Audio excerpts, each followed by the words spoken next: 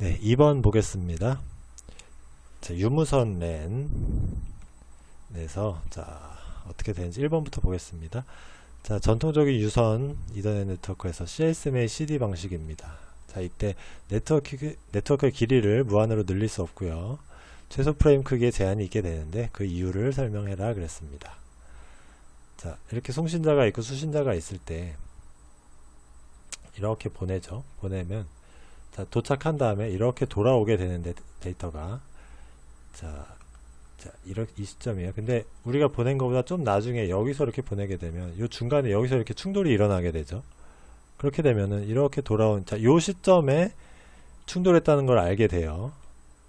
근데 이때 이 충돌이 일어나는 이게 최악의 지점은 이게 다 와서 요 지점에서 딱 바로 도착하는 동시에 보내서 여기서 충돌이 일어날 때 이렇게 도착하면 여기서 알게 되니까 이게 최악의 경우죠. 요 중간쯤에 만나면 여기서 이쯤에 알게 되잖아요. 그래서 이 보냈는데 이게 송신자 여기 도착하는 시점에 여기서 충돌이 일어날 때 그때 여기에서 충돌한 걸 알게 되니까 이게 최악의 경우입니다. 이렇게 되는 거죠. 그래서 이게 뭐 멀어질수록 이게 무한정 길어지니까 여기까지 왔다가 이렇게 와야 되니까 이게 계속 길어지죠. 멀어지면. 그래서 안 되는 거예요. 자, 그러면은 자, 보겠습니다. 정상적인 동작을 위한 네트워크의 최대 길이를 구하라고 했습니다. 그때 최소 프레임 크기가 p비트, 대역폭 bbps, 자, v/s 전파 속도. 자, 이랬을 때 네트워크의 최대 길이 구하라고 했습니다. 자, 이렇게 되면은 자, 최소 프레임 크기에 제한이 있게 되는데 그 이유는 아까 설명드린 대로 서술을 해주시면 됩니다. 그래서 이게 충돌이 일어나게 되는데 이게 거리가 멀어지면 갔다가 와야 되는데 이 시간이 무한정 길어지는 거죠. 이 거리가 무한정 길어질수록 이 시간도 무한정 길어집니다. 자, 이렇게 되면 뭐가 문제가 되냐면은 우리가 CSM의 CD 방식에서 우리가 한 패킷을 이렇게 한 프레임을 하나 보내요. 자, 이렇게 보냈는데 충돌이 일어나게 됐다는 걸 아는 순간에 얘를 다시 보내게 됩니다. 다시 보내야 돼요. 근데 다시 보낼 때는 사본을 가지고 있죠. 우리는 보낼 때 사본을 여기다 딱 저장을 해놔요. 내가 충돌이 딱 일어나면은 얘를 다시 보내게 됩니다. 근데 이렇게 프레임이 있는데 우리가 이쪽으로 이렇게 보내죠. 여기 앞에 거부터 순서대로 이렇게 보냅니다. 쭉쭉쭉 보내는데 끝에까지 다 보내게 되면은 다 보내는 순간에 이 사본은 폐기를 합니다. 그런데 이게 갔다가 와서 이게 무한정 길어지면 우리가 이미 이 데이터를 다 여기까지 해서 다 보냈어요. 근데 돌아오는 시점은 여기죠. 이렇게 되면 여기서 사본을 폐기했기 때문에 우리가 충돌됐다는 걸 너무 늦게 알면은 이 사본이 없어져 버려가지고 다시 보낼 수가 없어요. 그래서 이게 무한정 길어지면 안 되는 겁니다. 네, 설명이 조금 길었는데 요거를 정리를 해서 작성해 주시면 될 것 같고요.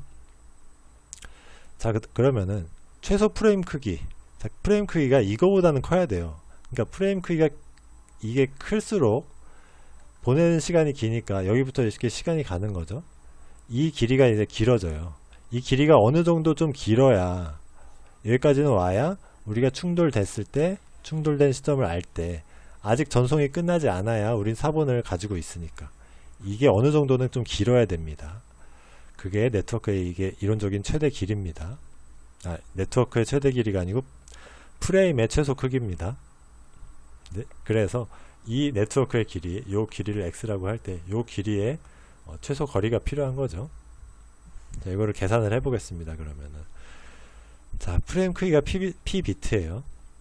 자, 이게 프레임 크기가 있으면 이게 여기가 p 비트입니다. 그때 대역폭이 bps니까 자, 요거를 계산을 할 수가 있죠. p 비트입니다. 자, 이렇게 하고 비트 퍼 세크니까 이거를 분모로 놓으면 bps예요. 자, 이거를 비트 퍼 세크죠. 그러면은 뭐 단위로 보시면 아시겠지만 비트 지워지고 초분의 1이니까 이게 분모자를 가면서 그냥 초로 이게 계산이 되는 거죠. 그래서 b분의 p 초 이렇게 계산이 됩니다. 그럼 이게 p 비트의 어떤 프레임을 이 속도로 해서 보내는 거죠. 그러니까 이렇게 했을 때 여기서 딱 보낸다고 했을 때 이렇게 돌아오는 시간, 충돌해서 돌아오는 시간이 여기라고 하면은 여기서 쭉 보내요. 이 시간이 b분의 p가 요 시간, 요 초가 되겠습니다. 너무 짧으면 이제 여기서 끝날 거고, 이게 길면은 여기까지 가서 여기까지 보내고 있겠죠. 자, 이게 이 전송하는, 이 데이터를, 프레임을 전송하는 시간이 되겠고요. 그 다음에 이 거리를 x라고, 네트워크의 길이를 x라고 했을 때, x 미터입니다. 단위는. 자, 신호의 전파 속도. 자, 신호가 이렇게 가는 전파 속도예요. 그게, 여기 v 미터 퍼 세크입니다. 자, 이거를 또 나눠보면, 이것도 요 앞에서랑 똑같아요. 미터 지어지고, 이게 세크가 올라가서 초가 되는 거죠. v분의 x 초가 됩니다. 여기까지 가는 시간이죠. 근데 중간에 충돌이 일어나면, 아까 최악의 경우 여기서 충돌이 일어나는 게 최악의 경우라고 그랬어요. 다시 돌아오는 시간이 필요하니까 이거의 2배의 시간이 계산이 되겠습니다. 자, 이렇게 했을 때 우리가 프레임이 충분히 길어야 된다고 그랬죠. 그러면은 아까 계산한 b분의 p 요 거리보다 지금 이 두 번째 계산한 요 값이 2배가 돼야 됩니다. 왔다가 가는 2배가 돼야지 요거랑 맞는 거죠. 이렇게 했을 때 어떤 게 커야 되냐, 여기 지금 보시면은 b분의 p 했을 때 이쪽에 커야죠. 이게 충분히 길어야 된다고 했습니다. 그래서 이게 커야 되는데 이제 같아도 될 테니까, 자, 이렇게 하면은 요 x의 길이를 계산할 수 있죠. x만 남기고 다 이쪽으로 보내면 부등호 방향이 이렇게 되고요. 여기는 2b분의 여기는 p, 그 다음에 v가 이쪽으로 가죠. v. 자, 여기는 단위는 미터가 되겠습니다. 그래서 x는 이거보다는 작거나 같아야 돼요. 그래서 최대값은 이렇게 계산이 되는 거죠. 2b분의 pv 미터가 되겠습니다. 네, 1번은 이렇게 푸시면 되겠고요. 자, 2번 보겠습니다. 자, 유선 랜과 무선 랜, 송신자가 전송을 성공적으로 완료하였음을 판단하는 방법. 자, 유선 랜에서는 지금 앞에서 말한 CSMA CD 방식과 같아요. 자, 그래서 충돌이 발생했다는 거를 충돌이 발생하지 않으면 정상적으로 완료됐다고 판단을 할 수가 있겠습니다. 근데 무선 랜, 여기서는 다르죠. 무선 랜에서는 충돌했다는 거를 알 수가 없기 때문에 이때는 에크 신호를 받아서 성공적이 됐다는 거를 알게 됩니다. 그래서 유선 랜에서는 충돌 감지, 그 다음에 무선 랜에서는 에크 수신, 네, 이렇게 해서 서술해 주시면 되겠습니다. 자, 3번입니다.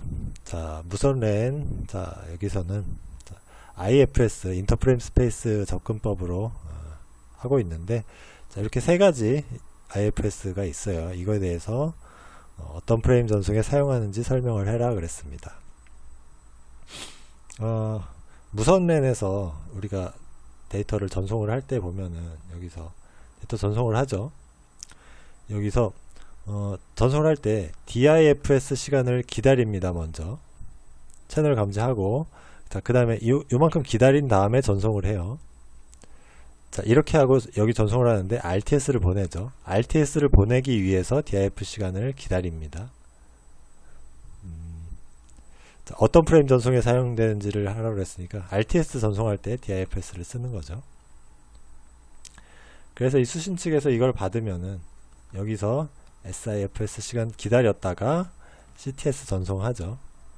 CTS 전송 받으면 또 여기 SIFS 시간 동안 기다렸다가 데이터를 보내게 됩니다.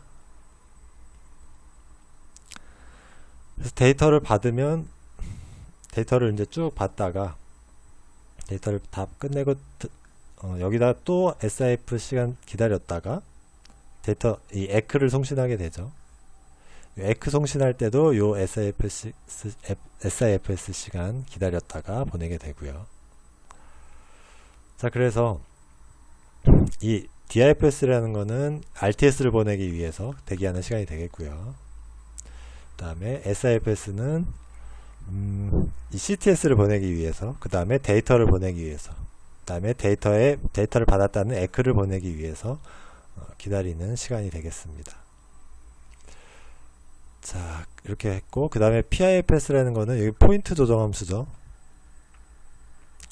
PCF. 자, 그거에 대한 시간인데, 자, 이거는 AP에 대해서, 자, 어떤 시스템이 이렇게 두 개로 나눠져 있어가지고, 무선으로 통신을 해요, 이 안에서. 이 안에서도 통신을 하는데, 여기 AP가 있어서, 이걸 거쳐서 이쪽으로 갈 때, AP가 필요하죠. 자, 이때 사용되는 게 PIFS입니다. 그래서 이때는 이 DIFS보다 PIFS 시간이 이게 짧아요. 이게 짧기 때문에 우선권이 있어서 이쪽으로 전송할 때 이 AP에 우선권을 주는 거죠. 자, 그렇게 AP 전송을 할 때 쓰게 되는 게 PIFS가 되겠습니다. 네, 3번까지 이렇게 하고요. 2번은 여기 마무리 하겠습니다. 3번에서 다시 이어갈게요. 감사합니다.